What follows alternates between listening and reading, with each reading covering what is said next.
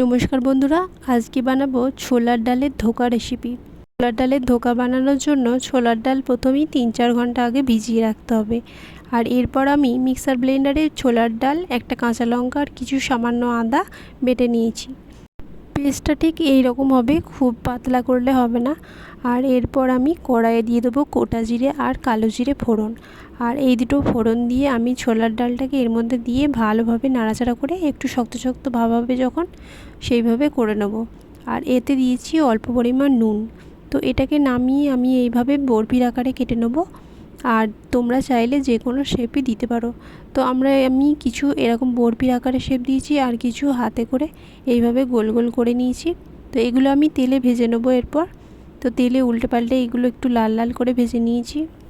একই পদ্ধতিতে আমি যে বরফির মতো পিসগুলো করেছিলাম সেগুলোও তেলে এক এক করে দিয়ে ভালো করে উল্টে পাল্টে একটু লাল লাল করে ভেজে তুলে নিয়েছি।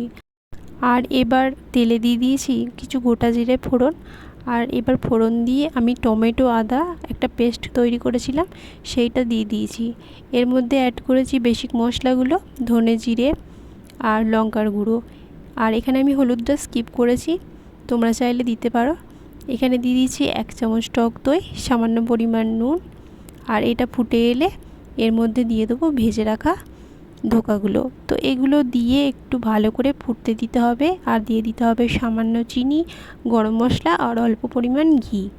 তো এরপর সামান্য 2-3 মিনিট ফুটে উঠলেই একটু মাখা মাখা ভাব হয়ে আসবে আর আমাদের এই রেসিপিটা একদম তৈরি হয়ে যাবে। তো তোমরাও বাড়িতে অতি সহজেই এই রেসিপিটা বানাতে পারো। নিরামিষ দিনে বা এমনি দিনে এটা খেতে দুর্দান্ত লাগবে।